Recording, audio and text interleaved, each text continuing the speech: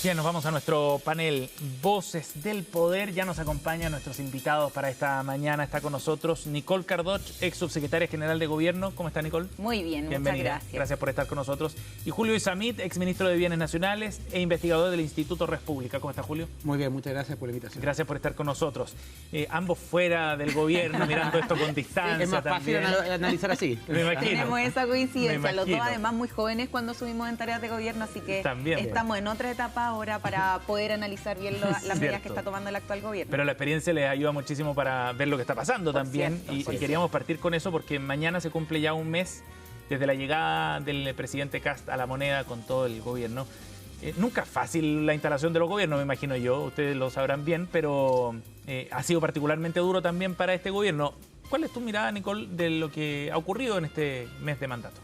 Sí, la verdad es que se ha hecho un mes bien largo.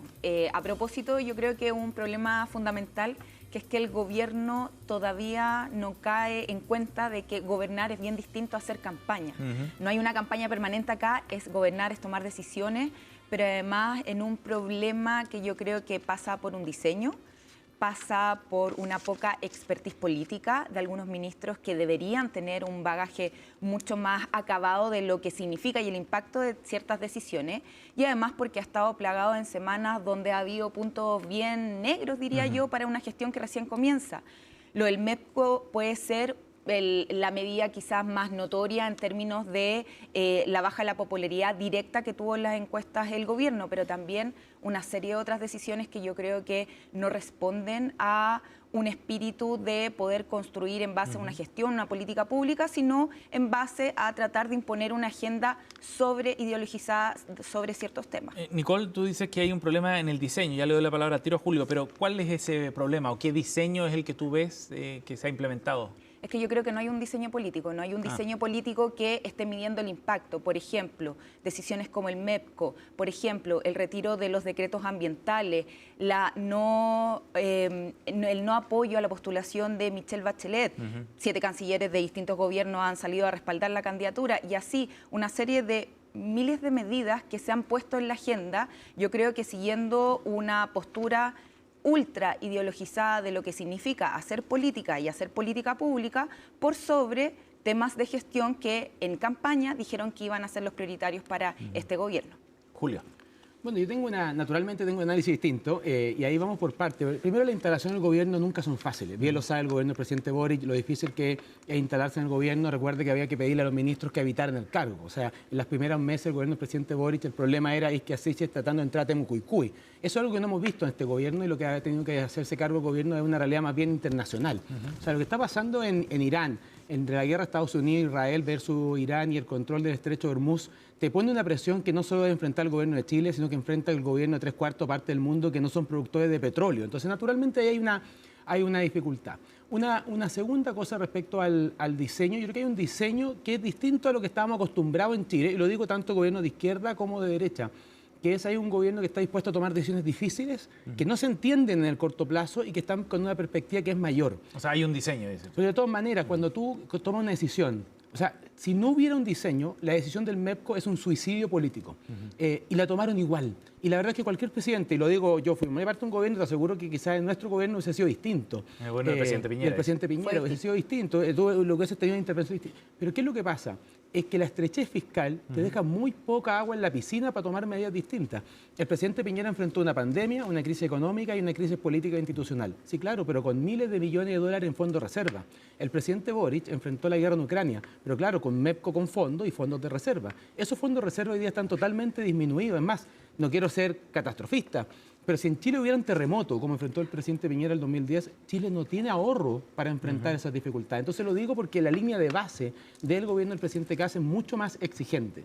Toman decisiones políticamente difíciles, que incluso yo como partidario a veces digo, uy, yo lo hubiese hecho de una manera distinta, pero entiendo por qué lo hacen. Están dispuestos a ponerse rojo una vez, que estar poniéndose colorado muchas veces. Y yo creo que a veces a la ciudadanía, cuando se le explica bien el tenor de una decisión, la ciudadanía lo entiende. Es verdad que el gobierno ha tenido un costo en la encuesta, aún así tiene un 40% de un respaldo que se ha visto un poquito más resiliente de lo que muchos pensábamos. Y creo que es un gobierno que se está instalando con las dificultades de la estrechez fiscal, de una guerra externa y que además con la dificultad de armar un gobierno que siempre es complejo. Tú sitúas en el centro de la evaluación de este mes la decisión sobre el MEPCO y el precio de los combustibles. Por cierto, un dato súper importante. Pero ¿tú crees que aparte ha habido problemas de instalación que no tienen que ver con ese hecho coyuntural y que tienen que ver más bien con gestión, con la forma en la que se ha instalado el gobierno, con el desempeño de algunos ministros, como decía Nicole? ¿Tú crees que hay muchos ministros que son nuevos, podríamos decir, como son independientes, no tienen una trayectoria política, sí tiene una trayectoria pública. Por ejemplo, María Pazzola, una mujer que lleva 15 años dedicada al mundo de la educación. Claro, no es militante de un partido, no ha sido miembro de una juventud de partido, pero es experta en educación y lo encuentro muy valioso para estar a cargo de esa cartera. Ahora, esto siempre ha pasado, o sea, no hay gobierno en la historia de Chile que los ministros no hayan tenido que, ¿cómo se dice?, calentar motores, echar a andar el ruedo. Piensa tú que el gobierno del presidente Lagos tenía que estar demostrando todos los días que no era un gobierno socialista al estilo Salvador Allende, y eso fue el primer mes. O sea, lo que pasa es que tenemos memoria corta, y nosotros estábamos evaluando a los ministros por menos de un mes de gobierno. Veíamos justo antes de que partiera el debate a Luis de Grande respecto al sistema de transporte público. Bueno, el transporte público tiene unos desafíos que son de décadas, desde que se hizo el Transantiago el 2005-2006. Entonces, evaluarlos por 30 días de gestión yo creo que es apresurado. Ahora, como nos dedicamos a esto, tenemos que hacerlo, y yo creo que es justo identificar las fortalezas y debilidades. Las fortalezas es que están tomando decisiones difíciles que a veces cuesta entender.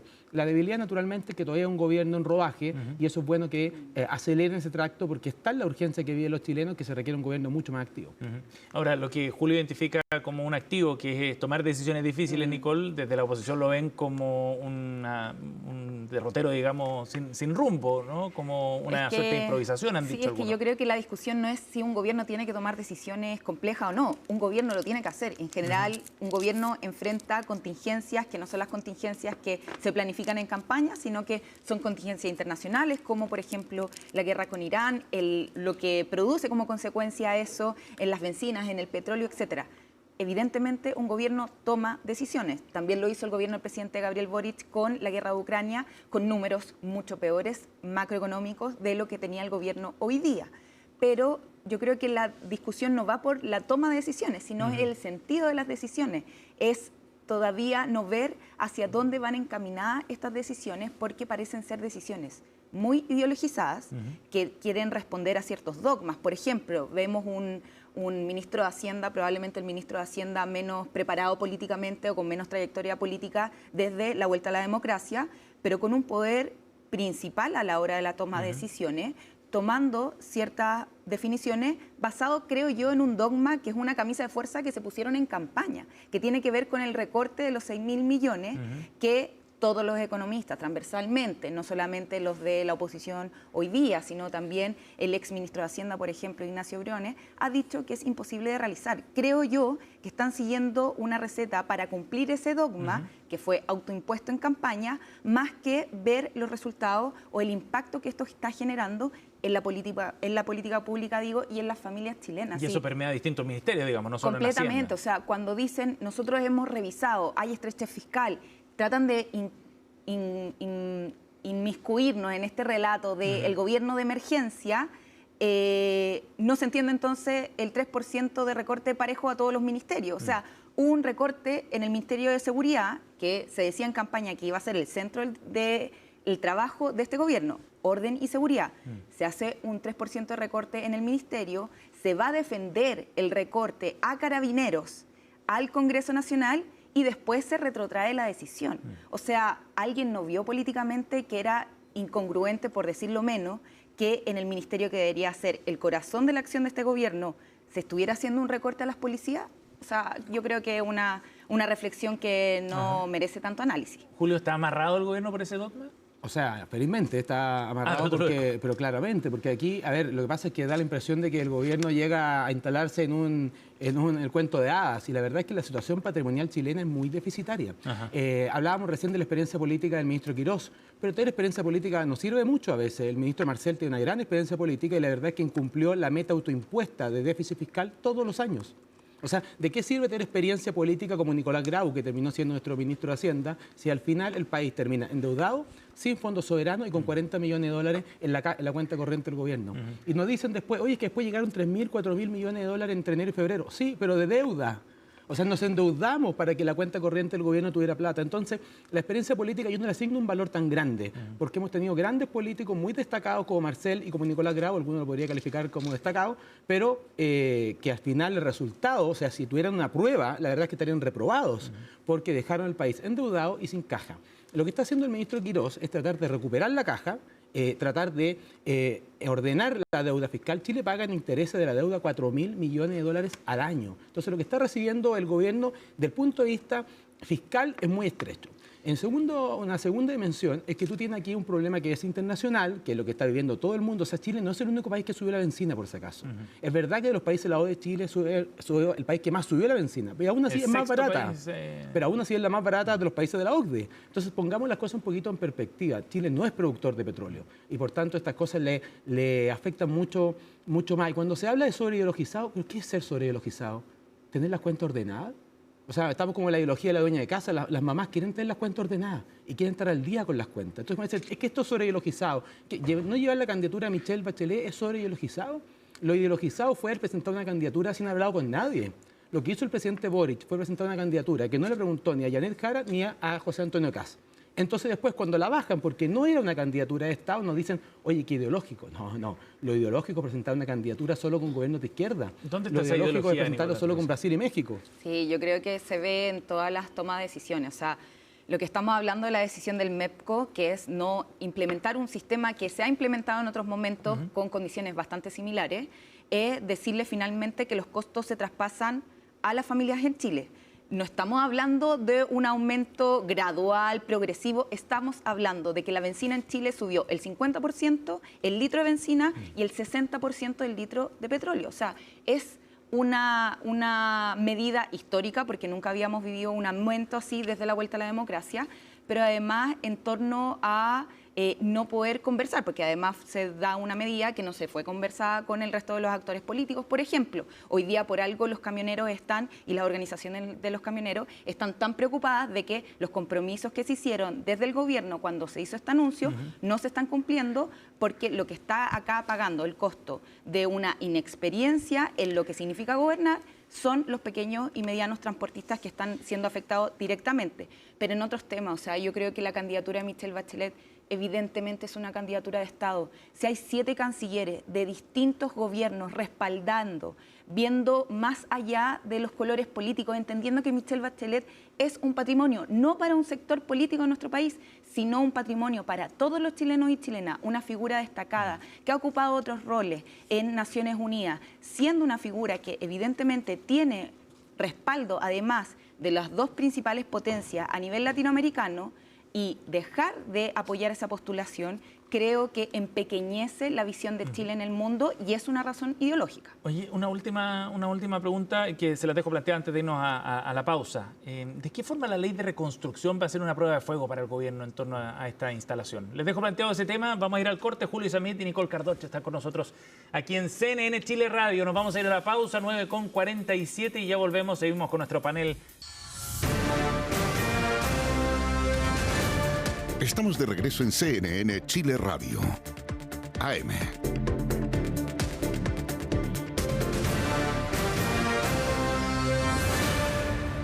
Estamos de vuelta, seguimos aquí en CNN Chile Radio, nuestro espacio de conversación Voces del Poder, junto a Nicole Cardoche y Julio Isamit. Y le había planteado, Julio, antes de la pausa, si crees tú que esta ley de reconstrucción nacional, como la ha llamado el gobierno, que es una ley miscelánea en la práctica, va a ser una prueba de fuego para el gobierno en su instalación. ¿Qué rol tiene? Tiene un precio alto. Es muy parecido, y no quiero hacer estas comparaciones todo el rato, pero muy parecido a la reforma tributaria que presentó el presidente Boric. Recuerda que el presidente Boric tuvo la derrota electoral cuando se aprobó, se rechazó en el Congreso siquiera la idea de legislar. Y por tanto, cuando te rechaza la idea de legislar, tú lo que tienes es la imposibilidad de presentar un proyecto sobre el mismo tema durante un año. Ahora, muchos lo vieron como algo positivo, las inversiones que se activaron ese año y una serie de cosas. Entonces, tiene un precio alto, pero yo creo que es un riesgo que vale la pena. Porque la verdad es que los gobiernos son cortos y tú tienes que presentar los proyectos de ley difíciles, como son estos, en los primeros meses y no en los últimos tiempos. Hay proyectos de ley que se presentan por cumplir, ¿cierto? La presidenta Bachelet presentó una constitución el día antes de irse del gobierno. Bueno, naturalmente eso es para cumplir, pero no tiene ni un objetivo práctico. Tú lo que estás tratando de hacer aquí es presentar un proyecto de ley que es difícil, que es complejo y que a mí me gusta que se estudie en su integralidad, porque esto de técnica legislativa podremos discutirlo, pero dicen separemos los proyectos.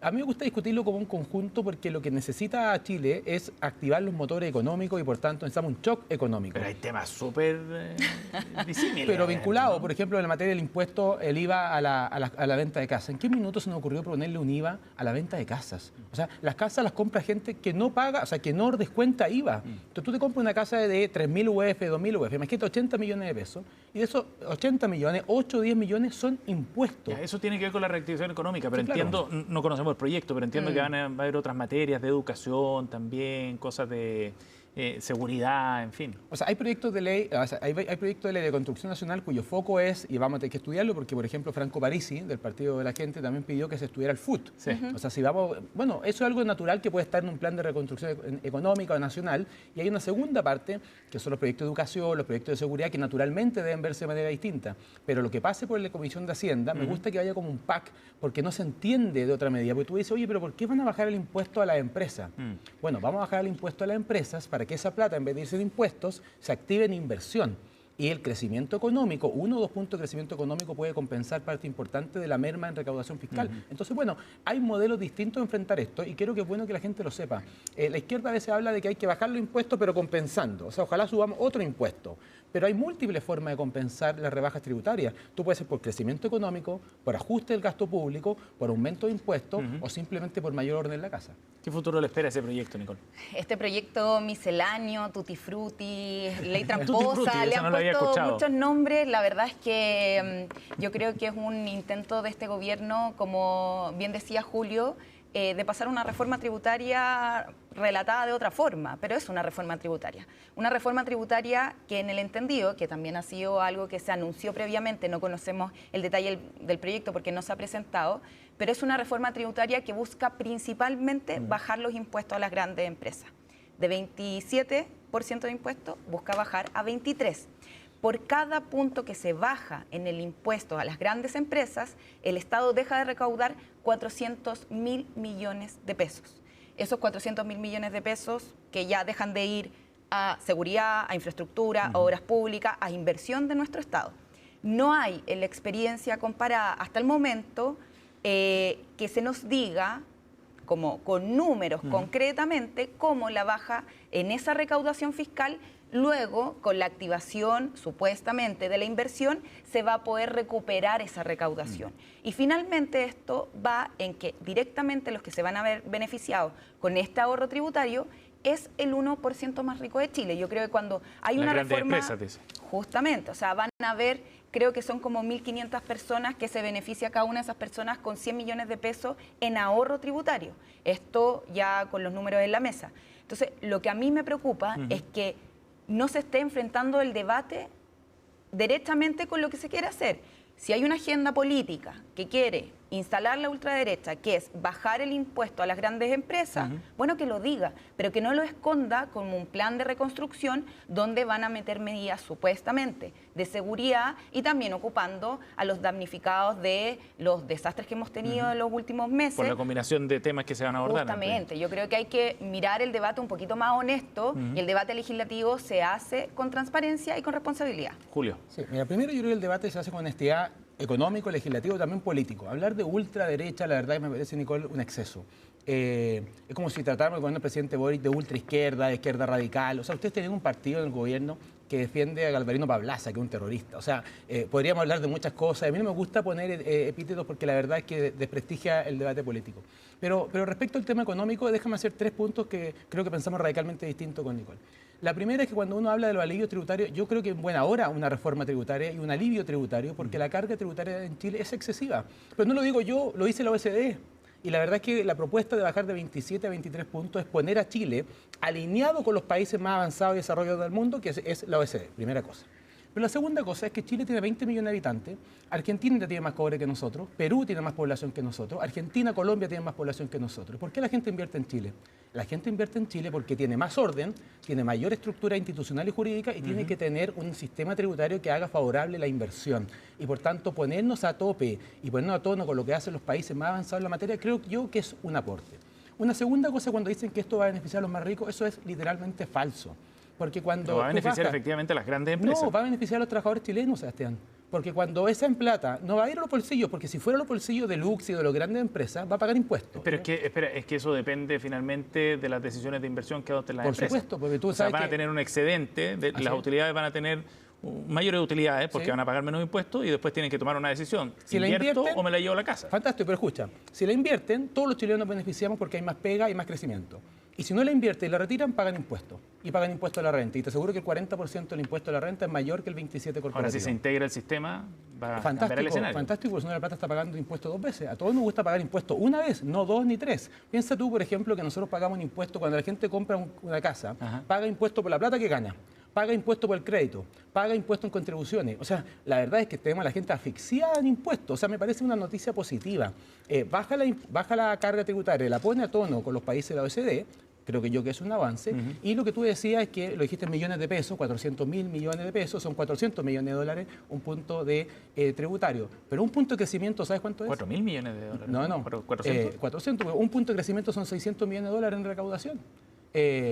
Entonces, si son 400.000 partido 1.000, entonces en el fondo tú lo que tienes... Pero ¿cuándo vamos a lograr tener esa recaudación? Lo que se baje ahora con la reforma tributaria, ¿cuándo se va a lograr devolverse con inversión en la recaudación? ¿En cuánto tiempo? A mediano o largo plazo. A largo plazo. ¿Y sabes lo que a corto plazo? ¿Y a corto plazo qué hacemos? ¿Pero sabes lo que a corto plazo? ¿Cómo vamos a poder recuperar eso que deja el Estado de recibir, y por tanto deja de recibir todos los ministerios que necesitan en un contexto donde hay un 3% de recorte ya anunciado en todos los ministerios? Lo acabas de decir. Pero es que el ajuste no tiene sentido porque ¿Por qué no? Estamos hablando en condiciones macroeconómicas. Este gobierno recibió condiciones macroeconómicas muy positivas si nosotros vemos el escenario del 2022. Cuando el presidente Gabriel Boric asume el gobierno, la inflación llegó en agosto de ese año al 14%. Ahora, con los anuncios de la no implementación del MEPCO, por ejemplo, ya se ha proyectado que la inflación va a subir. Eso quiere decir que a todas las familias chilenas les sube el costo de la vida. Entonces, sube el costo de la vida a las familias chilenas, pero a la vez ustedes están proponiendo dejar de recaudar para el Estado de Chile y beneficiar a las grandes empresas. No. ¿Cuál es la congruencia entonces? ¿Cómo estamos viviendo esta emergencia beneficiando a unos pocos y no a los 19 millones de chilenos y chilenas? Una frase que me gustaba mucho del presidente Piñera es que uno puede tener su propia opinión, pero no sus propios datos. La importante son las líneas de base, ¿cierto? Tú estás comparando cómo deja Gabriel Boric el gobierno, cómo lo recibió. El presidente Piñera enfrentó un estallido social, una crisis sanitaria mundial y una crisis económica mundial. El gobierno del presidente Boric es del peor desempeño económico en tiempos de paz, sin guerras, sin estallido social, sin pandemia. ¿En qué índice? ¿En económico? Índice? Ya, pero dime un índice que esté hoy día peor. O sea, deuda, estamos en una economía que tiene un margen de estrechez fiscal que ha sido reconocida, transversalmente, que no viene de las decisiones de los últimos 4 años, que viene acentuándose hace 18 años en Chile. Pero además, si vemos en el marco económico, lo que estamos hablando, por ejemplo, porque siempre es como un relato consistente de la derecha y bueno, en sectores de la ultraderecha, porque el Partido Republicano es de ultraderecha. ¿Y el Partido Comunista qué es? Más allá de eso. No, porque yo no voy a... No, porque el Partido Comunista ha sido un partido que ha siempre estado por la democracia en nuestro país. ¿No? O sea, el Partido Republicano se ha reconocido como de ultraderecha. ¿Pero ¿Cuándo? qué tiene de ¿En qué malo? declaración? ¿Pero no, por pero qué perdón, entonces, Nicole, ¿por qué entonces ¿en qué declaración? José Antonio Cast Nicole, va a visitar a Víctor Orbán? ¿Cuándo? Porque ese es el liderazgo que él busca. Bueno, ¿por qué Camila Vallejo va a ver a Fidel Castro? No, ¿y por qué pero estamos hablando en otros contextos. Hablando en otro contexto. O sea, para hablar de derechos humanos. Bueno, pero voy a terminar con el tema, volvamos a lo del proyecto, el tema de los números, porque la política no. Nicole, para cerrar y luego Julia. Sí, porque más allá de que si uno reconoce que es de ultraderecha o no, más allá de eso. No, pues si algo bueno, ¿por qué la ultraizquierda no se reconoce la deuda así? que consistentemente se ha utilizado para, no sé si asustar o para seguir reforzando este relato de que tenemos un gobierno de emergencia, que ya a veces cae en una caricatura que la hace poco creíble para la ciudadanía, no solamente para el mundo político.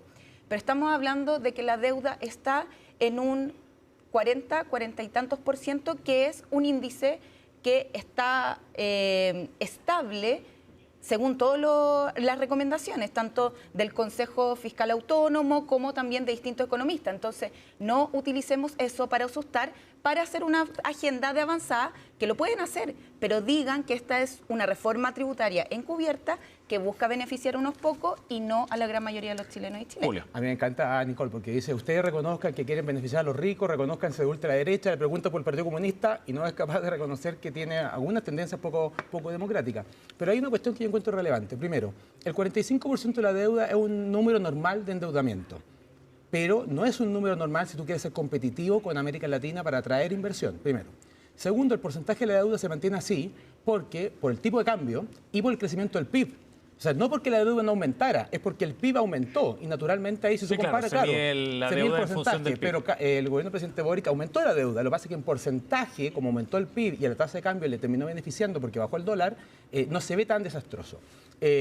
Y cuando uno habla con tiempos de paz, tú hablas siempre de todos los economistas, yo no sé cuáles son todos los economistas. Klaus Schmidt-Hebel piensa radicalmente distinto a Nicole. Y lo que ha dicho Klaus Schmidt-Hebel es que el gobierno del presidente Boric es el del peor desempeño en tiempos de paz, sin crisis económica, sin pandemia, sin estallido social, sin retiros previsionales. Recuerda tú que el gobierno del presidente Boric se opuso a los retiros previsionales, presumo porque los considera algo malo. No lo consideran malo en el gobierno pasado, pero en el gobierno de ellos sí lo consideran algo malo. Entonces, lo que veo yo es que se requiere un alivio tributario para atraer inversión. Nicole tiene razón. Cuando tú tienes un punto de crecimiento, eso es algo que se demora. Sin perjuicio de eso, el gobierno del presidente Kast en este primer mes tiene un récord de proyectos presentados en inversión. Pero independiente de eso, a mediano plazo tú requieres aumentar la inversión y en el corto plazo lo que tú quieres hacer es el ajuste fiscal. Entonces aquí se termina como caricaturizando el ajuste fiscal. O sea, un 3% Julio, es tremendamente necesario y es una manera de compensar la baja transitoria de la recaudación de impuestos. Y lo último, porque se nos va el tiempo y ya tenemos que irnos, pero comunicacionalmente, ¿crees que va a ser un desafío explicar esta reforma en el contexto de aumento de precios, que es un hecho, el aumento del precio de los combustibles, una inflación más alta, etcétera? ¿Viene un desafío comunicacional también para el gobierno asociado a ese proyecto? Sí, por supuesto, pero mira aquí este debate. O sea, naturalmente va a haber un debate que hace mucha pedagogía económica de poder explicar bien cuál es la situación económica que recibió el gobierno, por qué se está tomando estas decisiones. Y yo insisto en la importancia de ser competitivos, porque a veces me da la impresión de que los políticos miran Chile como si fuera una isla. Pero no, nosotros estamos compitiendo todos los días por atraer inversión. Estamos todos los días para hacer que una empresa como Google invierta en Chile y no en Argentina. Pero para poder hacer que inviertan en Chile, no en Perú, Colombia, Argentina, que son mercados más atractivos que el chileno, tenemos que ser competitivos. Y no lo vamos a hacer si no tenemos un Estado y los números a la altura de la cifra. Sobre el tema comunicacional, Nicole, lo último. Sí, sobre el último punto, tema inversión, 2025 fue el año clave en las inversiones extranjeras. Nunca se habían visto tanta inversión extranjera, entonces no estamos tan mal. Porque ganaba Kast. Inversión extranjera directa. Obvio, porque al año siguiente venía José Antonio Kast. No, bueno. No fue el 23. Cada uno puede hacer las lecturas de la realidad. La realidad es una. Siempre es bueno recordar el viejo refrán que no es bueno pelearse con los datos de la realidad. Pero en lo concreto, en lo comunicacional, creo que evidentemente el gobierno tiene un desafío. O sea, yo creo que una de las áreas más débiles que ha tenido este gobierno efectivamente tiene que ver con las comunicaciones. No solamente por el error grosero del Estado en quiebra, que ahora va a tener que responder ante Contraloría sobre las publicaciones de la información oficial en las cuentas de gobierno, pero también porque no se ha llevado a cabo una discusión o una comunicación de estas medidas que pueda ser entendida por todos y todas, no solamente por los chilenos, los que estamos de a pie ahí viendo las comunicaciones del gobierno, sino también por los actores políticos que son clave en el Congreso, por ejemplo, para llevar esas reformas a cabo. La próxima semana habría novedades, lo dejamos en suspenso, pero ya se conocería más detalle del proyecto. Julio Samit y Nicole Cardoch con nosotros. Gracias, Nicole. Gracias, Julio. Muchas gracias. Que tengan un buen día, buen fin de semana. Nos vamos a la pausa a esta hora, 10 de la mañana con 3 minutos. La temperatura a esta hora en Santiago empieza a subir algo y ya llega a los 10,4 grados, pero los cielos están cubiertos y la máxima será de solo 23 el día de hoy. Pausa y ya volvemos con más.